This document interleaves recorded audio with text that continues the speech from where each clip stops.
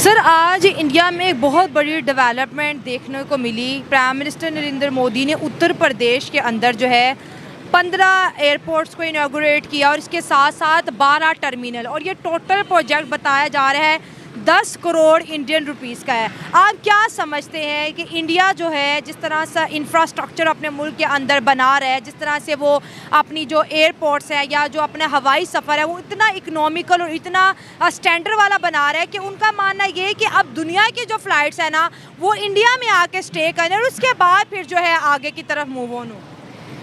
सबसे पहले तो इंडिया के साथ हम किसी भी चीज़ में कंपैरिजन करंटली इस राइट नाउ जो हमारी सिचुएशन है नहीं कर सकते। इंडिया ईच एंड एवरीथिंग मतलब किसी भी फील्ड में आप उठा के देख लें वो हमसे आगे जा रहे हैं।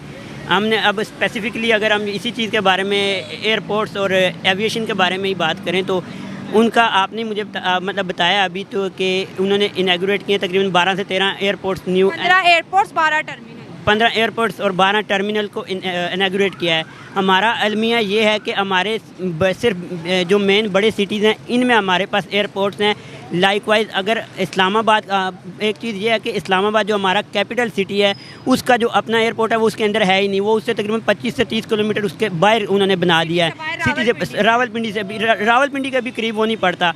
दूसरी बात ये है कि किसी भी मुल्क के अंदर अगर आपने उसके इंफ्रास्ट्रक्चर को डेवलप करना है तो सबसे पहले रोड्स और एयरपोर्ट्स और ये चीज़ें डेवलप की जाती हैं।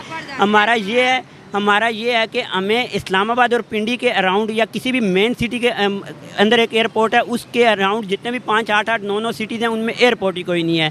हमारे अगर जनूबी पंजाब में मुल्तान में एयरपोर्ट है तो उसके करीब किसी भी शहर में एयरपोर्ट है ही नहीं। ठीक है, ये चीज़ें हमारे एयरपोर्ट के एविएशन से रिलेटेड इतनी हमारे हम बैकवर्ड में जा रहे हैं, सिचुएशन में जा रहे हैं। दूसरा ये है कि PIA के पास, PIA एक दौर था कि PIA ने एमिरेट्स को, दुबई जो दुनिया की मेरा ख्याल है 3rd लार्जेस्ट जो है इस वक्त जिनके पास प्लेन्स हैं वो दुबई है, एमिरेट्स एयरवेज़ के पास हैं।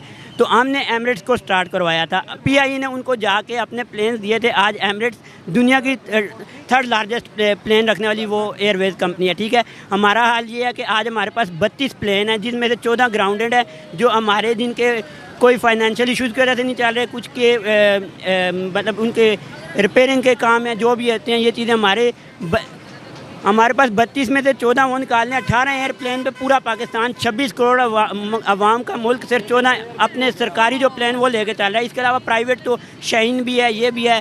जब हमने PIA ने अपनी जर्नी स्टार्ट की थी 1946 if I am not wrong, तो 1946 में इन्होंने, उसके बाद 1946 में ये ओरिएंट एयरवेज थी, फिर 1955 में PIA 46 मतलब पाकिस्तान बनने से पहले ओरिएंट एयरवेज था। लेकिन जब ये पाकिस्तान बना तो 1955 में इन्होंने इसको Pakistan Airways PIA Pakistan international Airways कर दिया। नहीं, हम नहीं दे सकते, कभी भी नहीं दे सकते, ना चाइना को दे सकते हैं ना ही भारत को दे सकते हैं अभी, क्योंकि आप मिनिमम अगर कोई एग्जांपल लगाएं, एक टॉय की लगा लें कि वो भी चाइना से एक्सपोर्ट होकर पाकिस्तान में आते हैं, तो जो हम पाकिस्तान में रह के हम अपनी ज़रूरियात की या कोई ऐसी चीज़ नहीं बना सकते तो वो भी हमें चाइना से मंगवानी पड़ती है या मतलब इंडिया का सहारा लेना पड़ता है। तो हम कैसे उनको टक्कर दे सकते हैं? इंडिया देख लें, वो आज चांद पे पहुंच गया और हम वहीं ज़मीन से भी नीचे चले गए हैं, तो हम कैसे उन लोगों को टक्कर दे सकते हैं? और जैसे चाइना है वो तो अब सेकंड ना नंबर्स, हाँ, इकोनॉमी उस नंबर पे आ रहा है, तो हम उन कभी भी नहीं दे सकते। हमारी जो हालत थी ना वो पहले से भी ज़्यादा ख़राब हो गई है, तो हम कैसे, अब तो अब खुद स्टेबल नहीं हो रहे तो दूसरों को कैसे टक्कर देंगे? भारत की वजह से चाइना इतना परेशान क्यों है? 10,000 सोल्जर्स उन्होंने तैनात किए हैं चाइना बॉर्डर के ऊपर, तो चाइना तो बड़ा परेशान नजर आ रहा है, दुनिया भर का मीडिया इस चीज़ को कवर कर रहा है। भारत से इतना खतरा क्यों है सेकंड लार्जेस्ट इकोनॉमी को? भारत इतना स्ट्रॉन्ग हो गया? भारत बहुत स्ट्रॉन्ग हो गया। वैसे अगर चाइना को ख़तरा है ये एक सोचने वाली बात है, लेकिन भारत भी काफ़ी ज़्यादा स्ट्रॉन्ग है और मतलब उन्होंने बहुत ज़्यादा अपनी प्रोग्रेस की है, उन्होंने अपने आप को मनवाया है, तो शायद इस वजह से वो परेशान है कि वो हमें मतलब अटैक कर सकते हैं, कोई भी उनसे कोई हमें कोई नुकसान पहुंच सकता है। तो बस आपको क्या लगता है चाइना हमें क्या समझता है? हम उनके गुलाम है, दोस्त है, क्या है हम उनके? चाइना समझता तो मतलब दुनिया यही समझती है हम उनके दोस्त हैं, ठीक है। यानी समझते सिर्फ पाकिस्तानी समझते हैं, क्योंकि चाइना ने कभी भी नहीं बोला, अपनी किताबों में कभी भी नहीं उन्होंने छापा कि पाक चीन दोस्ती बेमिसाल, या उन्होंने कभी हमारा झंडा लहराया हो। ये सारी हमारी तरफ से ही होती हैं। हाँ सही कह रही हैं। मतलब वो अब जैसे पहले अंग्रेज़ों का यहाँ पे था, ठीक है, उन्हें पता बेवकूफ़ अवाम है, जहाँ लगाएंगे लग जाएगी, तो बस वही सीन चल रहा है यहाँ पे। ना किसी को बोलने का हक है, ना मतलब उन्हें पता है कि हमारी क्या इस टाइम हालत क्या चल रही है ना, तो हर कोई अपना वो रौब जमाने की कोशिश कर रहा है। अगर हम औरतों की बात करें तो पाकिस्तान के अंदर क्या औरतों को वो राइट्स मिल रहे हैं जो कि अदर कंट्रीज़ में औरतों को मिलते हैं? जानी मैंने औरतों में ये देखा है कि ना यहाँ पे अपने माँ बाप के लिए पढ़ने आती हैं, हॉस्टल में आती हैं पढ़ने लिखने, और यहाँ पे निकाह कर लेती हैं, ठीक है, और माँ बाप की मर्जी को प्लीज करती हैं। आप ये देखें कि मुआशरा कितना गंदा, ये यूरोप बन गया हुआ है। अच्छा, मतलब यूरोप गंदा है? हाँ, ये यूरोप है, मैं इसको यूरोप समझती हूँ।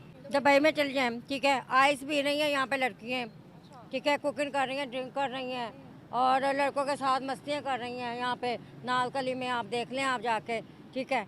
और मैंने बड़ी बड़ी चीज़ें देखी हैं यहाँ पे, इतनी इतनी हाफ पैंटें और इतनी इतनी शर्टें।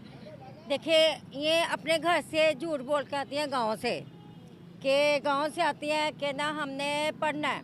यहाँ पे यूनिवर्सिटी से एक लड़की भाग के, मेरी फ्रेंड है, वो भाग के आई है, और उसको कहाँ पे पहुँचा दिया उन्होंने, निकाह करके उसके साथ। मर्द सही है और यहाँ के माशरे में?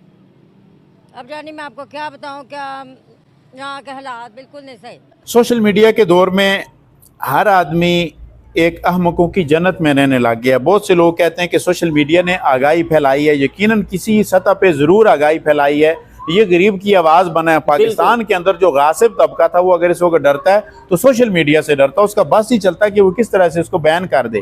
वो अगर आलमी पाबंदियों से ना डरता हो तो वो तो इसको कभी भी यूट्यूब और फेसबुक वगैरह को बिल्कुल बंद कर दे। लेकिन यहाँ एक और चीज़ कि हर शख्स ने फेसबुक पे अपना कंफर्ट जोन बनाया हुआ है। जिंदगी और शऊर कंफर्ट जोन से बाहर मिलेंगे, ये मेरा जुमला याद रखिएगा। आपके कंफर्ट जोन में ना कोई ज़िंदगी है, वो महज एक जानवर वाली ज़िंदगी है, बीए किया, नौकर हुए, पेंशन मिली और मर गए, ठीक है। इसी तरह शऊर भी उस कंफर्ट जोन से बाहर है। जो शख्स एक मजहबी जमात के साथ वाबस्ता है, उसके एल्गोरिथम ने उसको ढूंढ के बाकी उसी जैसे मजहबी ढूंढ के दिए हुए हैं। वो दिन रात यही देखता और सोचता है कि बस मजहब फैल रहा है बहुत तेज़ी के साथ। जो शख्स मजहब से बरगश्ता है, उसको मजहब से बरगश्ता लोग एल्गोरिथम ने ढूंढ के दिए हुए हैं। वो सोचता है कि बस मजहब का खात्मा होने वाला है कुछ ही अरसे में। जो शख्स खान का माइती है, वो सारे उसने अपने गिर्द जमा किए हुए, वो अपनी अपनी एक अहमकों की जन्नत बनी हुई है सबकी। इख्तलाफ किसी को बर्दाश्त करने की हिम्मत नहीं है। इख्तलाफ को मुखालफत का नाम दिया जाता है। मुकालमे की फ़ज़ा हमारे यहाँ नहीं है। शऊर के लिए सबसे पहली शय मुकालमा है। बिल्कुल, डायलॉग। हमारे यहाँ मुकालमा नहीं है, सिर्फ मुजादला है, मुनाकशा है, एक दूसरे का सर फाड़ना और मुनाजरा है, दूसरे को फतवाबाजी है, दूसरे को नीचा दिखाना। भाई, आप इख्तलाफ राय का एहतराम क्यों नहीं कर सकते? एक शख्स थोड़ा डिफरेंटली सोचता है तो आप उसका एहतराम क्यों नहीं कर सकते?